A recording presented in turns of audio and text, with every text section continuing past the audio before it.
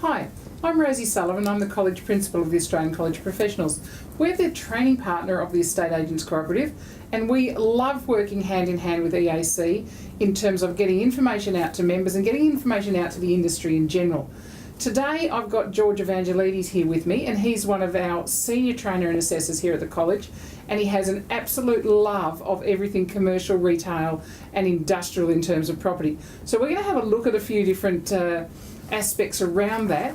We run some training specifically for commercial, but George, I mean, you've often commented in the office that lots of agents talk to you about, do they need a separate licence to be a commercial agent? What do they need to do to be a commercial agent? And I mean, I've heard you talk about it, and I think it'd be a great idea to share that with our viewers today. Okay, yeah, thanks Rosie. Yes, you're right. It is a very popular question, and most people believe they do need a separate licence, and in fact they don't. If you're a certificate registration holder on real estate, and if you're a licensed person in real estate, you can sell non-residential property. That is commercial, industrial and retail. It is one of the biggest myths out there, thinking that there is a separate type of licence, but in fact there's not. You can get involved in selling or leasing and managing that type of property. If you just take a look at your local area and see the different signs that may be up in your local area, and you'll probably find a lot of cases at maybe another agency from outside of your area selling, leasing and managing non-residential. With your particular type of qualification, that is being a licensed real estate agent, you can sell, lease and manage non-residential property. So it's a good opportunity for you to take advantage of that.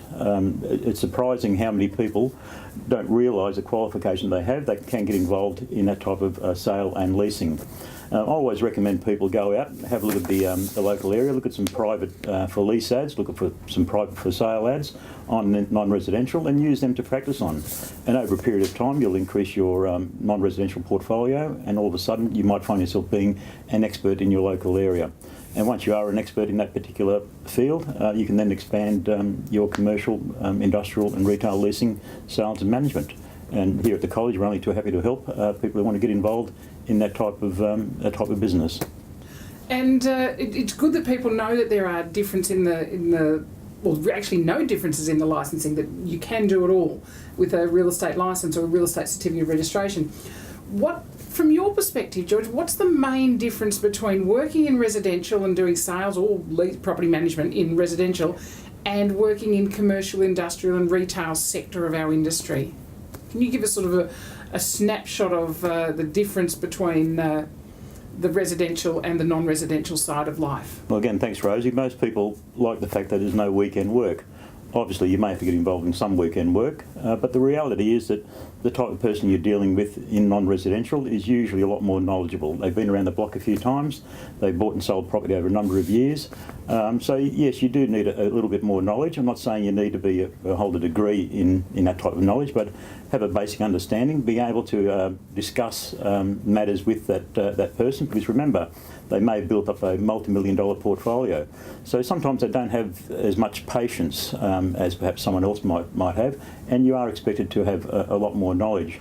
But still don't be daunted by that. Again, start building up your portfolio with people who may have smaller properties, then build up gradually to shopping centres or industrial units or whatever it may be. But the main difference is perhaps the sophistication level of that owner. Be prepared to be scrutinised by that owner. Be prepared to have your answers to their questions always ready. And remember, if you're not sure on something, always get back to them and say, well, I'll do a bit of homework on that and check that to make sure you maintain your professionalism. But again, yes, mainly the owners are a lot more knowledgeable, so just be prepared for that. George, have you got any examples, sort of a day in the life of a commercial agent or a commercial retail agent? So any real life excitement that goes on in this part of our industry? Yes, be prepared to spend up big on cappuccinos. For example, you want to go and list an arcade of shops, spend a bit of time with a person who may end up having to do what I had to do some time ago, is go through about 3 or 4 cappuccinos, but at the end of the day you end up with the listing. Look, you'd be surprised how one thing can lead to another. Again, don't be daunted by getting involved in in commercial real estate. Once you start listing 1 or 2 and once you start getting involved, you'll find it actually quite easier than residential. It's not as finicky, not as hands-on. But basically, it's about, again, getting the listings, the most important thing. But remember, instead of listing a residential property, we're talking perhaps an industrial complex, we're talking about an arcade of shops. We're talking usually about something that might be worth $2 or $3 million each time you go out there. So again, you've got to be prepared. And again, it's like anything, as long as the listing is well priced, you definitely got a sale. And the most important thing is also, most of the times if you've done the correct job with that particular owner, you can end up being the managing agent for that complex. And again, as we stress, you might be managing a complex where they might have 17 to 20 shops or 10 or 15 industrial units. And when you work that out with the amount of properties that you may be getting involved in residential, you can see that, in my point of view, commercial real estate is much easier. You've mentioned retail there a few times, and I understand that there's been some changes to the Retail Leases Act. Can you give us a bit of a summary of some of the core issues that have changed? I know there's a couple of major ones. I hear you talk about it when you're talking about our skills course, and certainly on the phone to many of our students. So can you just give us a bit of a summary of what's happened there with the new Retail Leases Act? Yeah, probably the most important one is the disclosure statement. There's been quite a few, but the disclosure statement is extremely important. It's very important that it's filled out correctly. If it isn't filled out correctly, the tenant, the lessee, can basically be compensated, or it can pull out of the agreement altogether. The outgoings in the disclosure statement, if you've written in the incorrect outgoings, outgoings that you've written in the disclosure statement will override what's in the lease. So disclosure statement is very, very important. The other thing that's also changed is the minimum term. There is now no minimum term. So you can go into a retail premises. In the past, there used to be a 5-year minimum term, but now there's no minimum term. Another very important one is the turnover clauses, where in most shopping centres there is a turnover clause, but if a person comes into the actual shop and physically picks up the item that they may have ordered online, the turnover clause or the turnover rent is included in that. If they pick it up elsewhere, well, it's not. And that's another important issue in relation to turnover rent. The other big one is also storage, which a lot of people aren't really aware of, that if a person or a lessee is renting a storage area in the retail centre and it's not part of their existing shop, that is exempt or excluded from the Retail Leases Act. There has been quite a few changes, but again, most of the times there have been quite good changes. Most people are quite happy with them.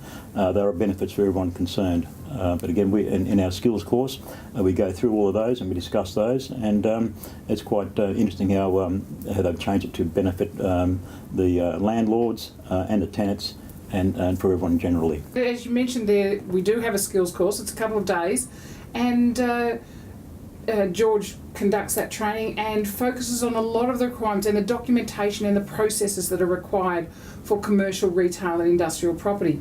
And you know, when leases are being prepared and documentation is being prepared, it's often you, the agent, that needs to get involved in sourcing and finding reports, and that can range from asbestos reports to fire risk assessments, electrical and gas systems, work health and safety reports, energy ratings, air conditioning reports, a whole range of things that can be, you know, and even planning permissions and usage reports from council. So all of this needs to be looked at as an agent, and whilst it may seem daunting, and it's very different from residential tenancies, guys, it's an absolute essential side to look at, have an explore into, and it can be that extra side to your business, or to your, I guess it's an extra string to your bow as an agent, in terms of getting the skills, getting the knowledge, and actually providing a really good service to people who own and manage or buy and sell commercial, industrial and retail property. So again, lots of opportunities here for you as an agent, and if you're an EAC member, discounts when you come and do the training. So George, thank you very much for your time in talking about this, and I know you're passionate about it, and we're certainly passionate about training and working with EAC. So guys, make sure you pay attention to that, and thanks for listening to us. Thank you, Rosie. Thank you, everyone.